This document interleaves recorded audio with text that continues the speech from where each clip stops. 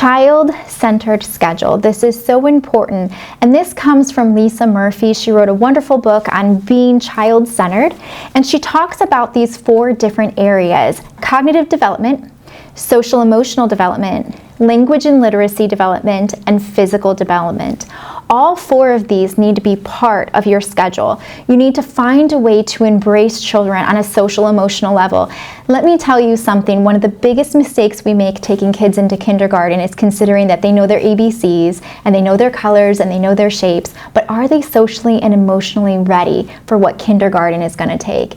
Kindergarten is completely different. Most kindergarten nowadays across the US is all-day kindergarten, when most children were used to 2-hour or 2.5-hour programming.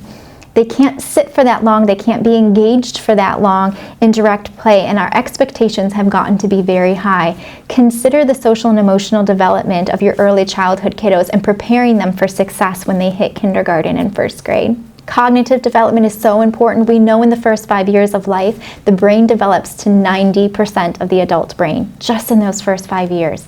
It literally triples in size in those times. It is so important to understand how the children are developing and meeting their cognitive needs, helping them to think critically, problem solve, push past the barrier, and think about things on a totally different level. So consider that. Language and literacy development is another important core piece of creating your schedule and your curriculum. Thinking of language, what are they speaking? Are they dictating? I always work with my preschoolers and talk about when they make a letter, where is your tongue when that sound comes out? Is your mouth open? Is it closed? Where are your lips at?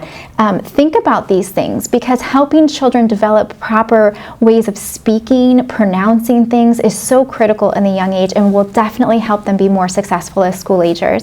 Physical development, one we often forget. This includes gross and fine motor skills. So working with the Play-Doh, cutting, picking, sensory type things that are going to engage the children, and also gross motor, getting them outside, letting them play, letting them climb, letting them explore.